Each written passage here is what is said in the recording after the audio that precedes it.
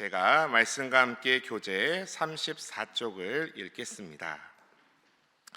본문은 이스라엘을 징계하는 도구로 사용된 바벨론을 무너뜨리고 세계 질서를 재편한 인물로 고레스를 예언하고 있습니다.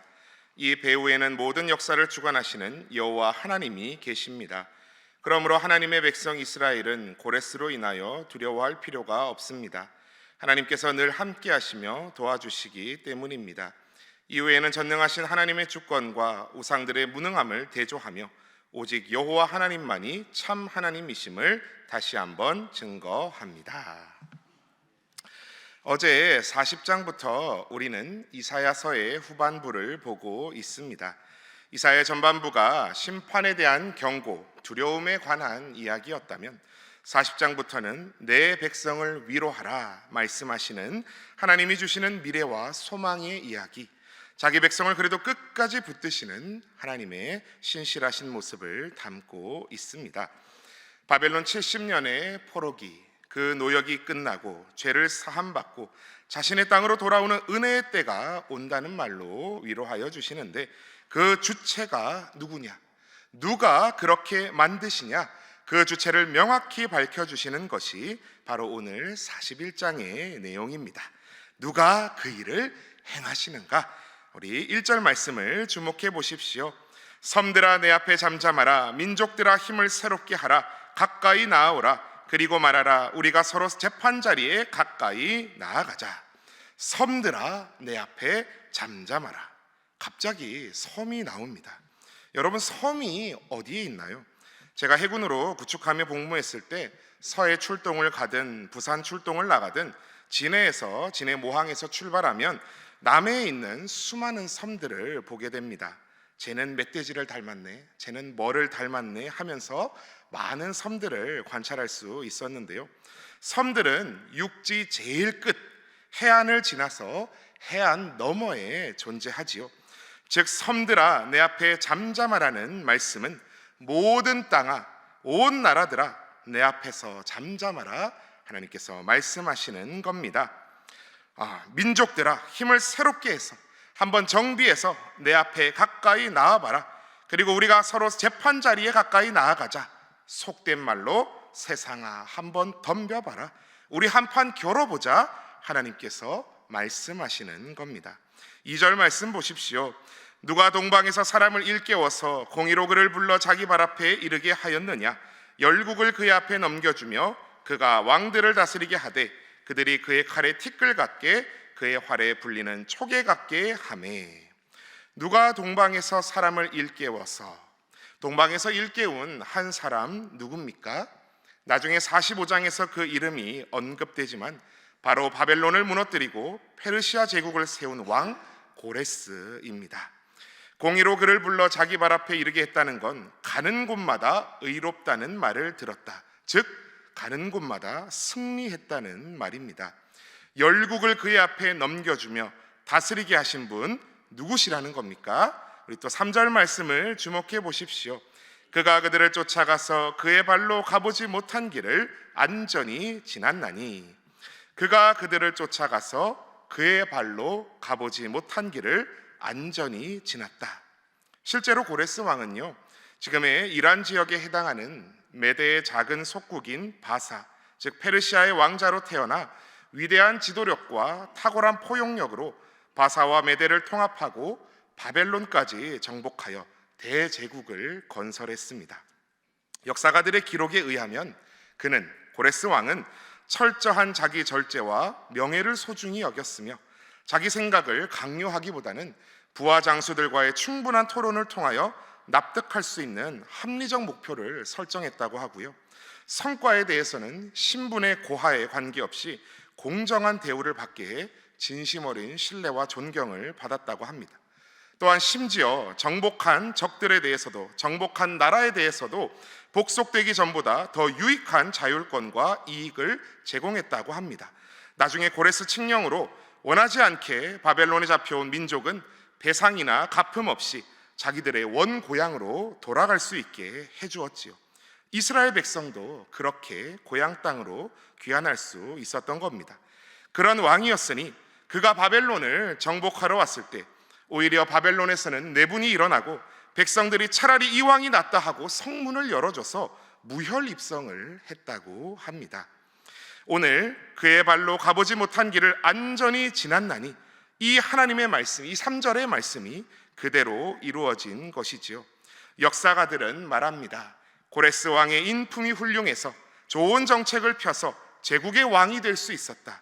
그러나 우리는 알지요. 그 일을 이루신 분이 누구십니까? 4절 말씀 보십시오. 이 일을 누가 행하였느냐? 누가 이루었느냐? 누가 처음부터 만대를 불러내었느냐? 나 여호와라. 처음에도 나요, 나중에 있을 자에게도 내가 곧 그니라. 아멘.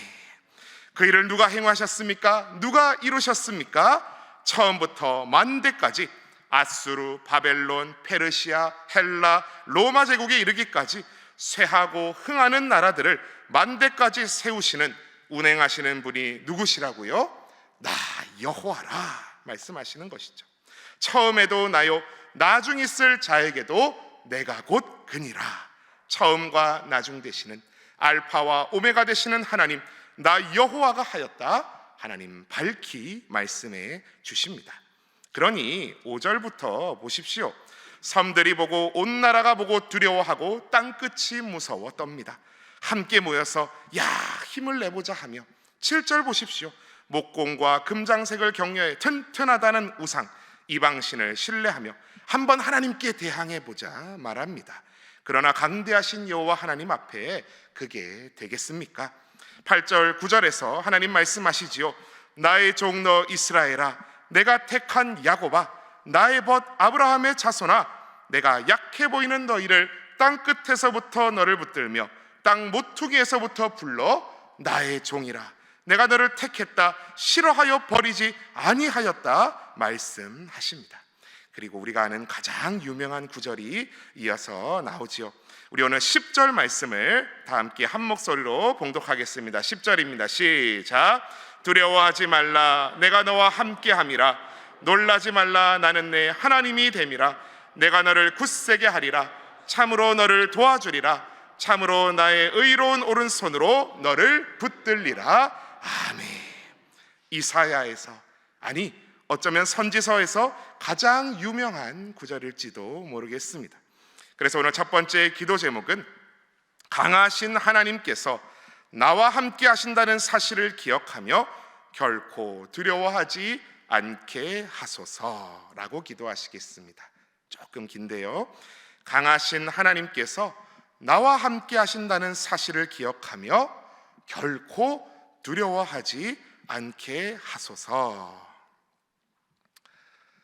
제가 어제 설교에서도 말씀드렸지만 동네 축구 게임 하다가 미스타손, 손흥민이 내 편 돼준다고 하면 그렇게 새 힘이 솟고 어떤 팀이든 덤벼라 하게 될 텐데요. 하물며 세상에서 가장 강하신 창조주와 만군의 주 되시는 하나님께서 나와 함께 하신다면 두려울 게 무엇이겠습니까?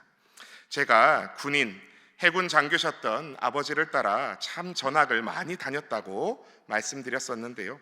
당시에는 몰랐지만 저도 전학 가면 스트레스를 참 많이 받았던 것 같습니다. 전학 가면 꼭 스트레스성 장염을 몇 주간 앓곤 했었거든요. 물론 곧 적응하긴 했습니다만 긴장하고 두려워 떨려 하던 학창시절의 순간마다 저희 어머니께서 암송하며 들려주신 이 말씀 꼭 붙들고 아들아 기도해라 하셨던 말씀이 바로 오늘 이사야 41장 10절의 말씀이었습니다. 우리 13절 말씀도 이어 주목해 보십시오. 이는 나 여호와 너희 하나님이 내 오른손을 붙들고 내게 이르기를 두려워하지 말라, 내가 너를 도우리라 할 것임이니라. 14절도 보십시오. 버러지 같은 너희 야곱아, 너희 이스라엘 사람들아, 두려워하지 말라, 나 여호와가 말하노니 내가 너를 도울 것이라. 내 구속자는 이스라엘의 거룩한 이인이라. 아멘. 두려워 말라, 두려워 말라, 내가 너를 도우리라, 도우리라. 거듭 두 번, 세 번 반복하시며 연약한 우리를, 세상을 두려워하는 우리를 위로하고 계십니다. 담대하게 만드십니다. 15절에서 16절 말씀 주목해 보십시오. 보라, 내가 너를 이가 날카로운 새 타작기로 삼으리니 내가 산들을 쳐서 부스러기를 만들 것이며 작은 산들을 겨같이 만들 것이라. 내가 그들을 까부른즉 바람이 그들을 날리겠고 회오리 바람이 그들을 흩어버릴 것이로되 너는 여호와로 말미암아 즐거워하겠고 이스라엘의 거룩한 이로 말미암아 자랑하리라. 아멘. 아니, 이 작은 나라 이스라엘이 무슨 모든 열방을 쳐서 부스러기로 만들고 겨같이 흩어버릴 일이 있겠습니까? 있습니다. 다니엘서에서 보았던 느부갓네살 왕이 꾸었던 그 꿈을 기억하십니까? 위임 목사님께서도 언젠가 설교하셨었는데요, 금과 은과 새와 놋과 진흙으로 만들었던 우상, 신상이 뭐로 산산이 부서지는 꿈이었습니까? 손대지 아니한 돌로요. 가장 강성했다는 로마 제국의 시대, 세상에 이미 가장 그 위상을 떨치던 시대에 손대지 아니한 돌 같은, 날카로운 새 타작기 같은 한 분이 이 땅에 오셨습니다. 그분은 세상 힘으로 다른 나라를 무너뜨리신 게 아니라 겸손의 왕으로 오셔서 십자가의 복음으로, 사랑으로 임박할 하나님 나라를 선포하셨습니다. 그리고 로마의 압제 속에서, 핍박 속에서도 그 나라는 찬란히 꽃을 피워 온 열방에 이르는 주님의 교회들로 하나님 나라 확장으로 지금도 이어지고 있습니다. 사랑하는 신일의 성도 여러분, 이 하나님의 구원하심은 오늘 동방의 작은 나라 대한민국의 우리에게도 전해졌습니다. 이미 우리에게 임하신 그 하나님의 나라는 주님 다시 영광과 위엄으로 다시 오시는 날 완성될 줄 믿습니다. 그러니 두려워 마십시오. 하나님께서 우리와 함께 하십니다. 놀라지 마십시오. 그 하나님께서 우리의 하나님 되어 주십니다. 오늘도 강대하신 하나님께서, 알파와 오메가 되시는 주님께서 나와 함께 하신다는 사실로 두려워하지 마시고 담대히 승리하시는 저 여러분 다 되시기를 축원합니다. 자, 그런 하나님께서는, 강하신 하나님께서는 그저 열방을 정복하시기만 하시는 하나님이십니까? 그분은 또한 우리를 섬세하게 마치 어머니의 손길같이 보듬으시고 은혜 주시는 사랑의 하나님이십니다. 오늘 17절 말씀을 주목하여 보십시오. 제가 봉독하겠습니다. 가련하고 가난한 자가 물을 구하되 물이 없어서 갈증으로 그들의 혀가 마를 때에 나 여호와가 그들에게 응답하겠고 나 이스라엘의 하나님이 그들을 버리지 아니할 것이라. 아멘. 가련하고 가난한 자 누구입니까? 이스라엘이지요. 또한 믿음으로 새 이스라엘 백성된 바로 우리입니다. 물을 구하되 물이 없어서, 물은 무엇을 말합니까? 은혜를 말합니다. 갈증으로 혀가 마를 때에, 여러분, 혀가 마를 정도면 침도 안 나올 정도로 목이 마른 상태라는 겁니다. 그때 하나님께서 응답하시겠고 우리를 버리지 않겠다고 말씀하십니다. 오늘 하루를 살아가는 우리의 모습도 얼마나 가련합니까? 겉은 멀쩡해 보이기도 하고 세상적으로는 일견 대단해 보이는, 잘나 보이는 모습들도 많지만 속으로는 썩어가고 속으로는 아프고 속으로는 두렵고 불안에 떨고 있는 연약한 인생이 바로 우리네 인생 아닙니까? 그러나 우리에게 하나님 말씀하십니다. 내가 너를 도와주마. 내가 너의 혀끝에 은혜의 단비를 적셔주마.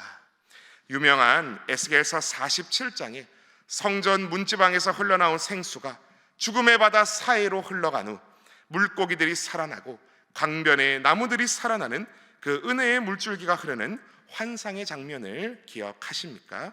오늘 본문 18절에서 19절에도 그런 장면이 나옵니다. 제가 봉독하겠습니다. 내가 헐벗은 산에 강을 내며 골짜기 가운데 샘이 나게 하며 광야가 못이 되게 하며 마른 땅이 샘근원이 되게 할 것이며 내가 광야에는 백향목과 시띠나무와 화석류와 들감람나무를 심고 사막에는 잣나무와 소나무와 황양목을 함께 두리니. 아멘. 제가요, 지금 목사라고 앞에 설교단에 서 있는 제가 거의 1년간 교회에 안 나간 적이 있다고 하신다면 믿으시겠습니까? 제가 재수하던 시절, 나름 스스로 참 힘겹던 시절, 저는 교회에 나가지 않았습니다. 어린 마음이었지만 하나님이 무슨 도움이야. 그 시간에 피곤한데 잠이나 자서 체력 보충이나 해야지. 참남한 생각이었지만 그때는 그런 심정이었습니다. 그리고 입시를 실패하고 더 땅굴로 내려갈 수 있었던 이 불쌍한 인생을 그래도 하나님께서 붙드셨습니다. 버러지 같은 너 이스라엘아, 그러나 내가 너를 택하고 싫어하여 버리지 아니하였다 하신 오늘 이사야의 말씀처럼 심령이 메말라가던 저를 붙드시고 정말 기적과 같이 눈꽃만큼도 생각지 않았던, 아니 무슨 목사냐고 고개를 흔들었던 목회자의 길을 걷게 하시고 오늘도 날마다 다시 회개하고 주님께 나아가게 하십니다. 세상 누가 어떤 사람이 설득한다고 이게 되겠습니까? 부모가 때려 죽인데도 그 길 못 간다고 하면 안 갈 텐데 하나님 그래도 이 인생 불쌍히 여기셔서 하나님 품으로 다시 부르셨습니다. 여러분의 심령은 어떠하십니까? 오늘 방금 읽었던 18절에서 19절 말씀 보십시오. 헐벗은 산에 강을 내고 광야에 연못이 생기고 마른 땅이 샘물의 근원이 된다니요. 광야에 백향목을 비롯한 각종 나무가 자라고 사막에도 각종 나무가 자란다니 있을 수가 없는 일입니다. 그러나 누구는 하실 수 있습니까?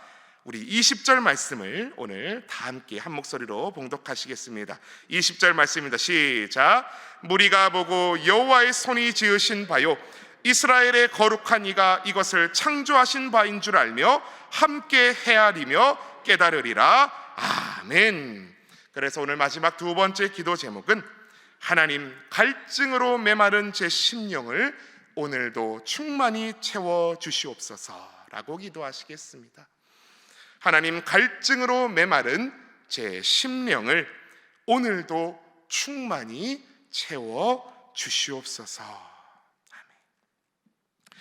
물 근원에서 벗어나 다른 데로 도망가면서 목마르다 하는 것처럼 어리석은 자는 없을 것입니다. 오늘 생수의 근원 되신 분은 오직 우리 주님이신 줄 믿습니다. 세상 어디 가서 더 시원한 더 달콤한 생수 찾으려 해봤자 거기에는 답이 없습니다. 오직 하나님만이 광야와 같은 메마른 우리를 살리시고 샘이 되게 하시고 푸른 나무와 의의 열매를 맺게 하시는 인생으로 바꾸실 수 있는 줄 믿습니다. 오늘 하루도 하나님께 더 가까이 나아가는 인생 되셔서 메마른 심령을 주님의 단비로 은혜로 가득히 채워 나가시는 저와 여러분 다 되시기를 주님의 이름으로 축원합니다. 이 시간 우리 함께 기도할 때에 앞서 나눈 두 가지 기도 제목 놓고 함께 기도하기 원합니다. 첫 번째로는 강하신 하나님께서, 강대하신 그 하나님께서 나와 함께 하신다는 사실을 기억하며 결코 두려워하지 않게 하소서 기도하시고, 두 번째로는 하나님 오늘도 갈증으로 메마른 저의 심령을 오늘도 충만하게 채워주시옵소서 기도하여 주시고, 오늘도 모든 신일의 성도들 가정마다 일터마다 사역마다 울타리쳐 지켜주시고 결코 두려워하지 아니하고 주님 안에서 승리하는 믿음의 걸음 다 되게 해달라고 기도하여 주시고, 오늘까지 총회 일정 마치시고 돌아오실 위임 목사님 안전하게 돌아오실 수 있도록, 또 주일 말씀 준비하시는 가운데 능력과 지혜 내려주시도록 기도하여 주시고, 각자의 소원하시는 모든 기도 제목들 놓고 함께 주님 이름 외치시며 기도하며 나아가시겠습니다. 주여 믿습니다. 주여 믿습니다. 주여 믿습니다.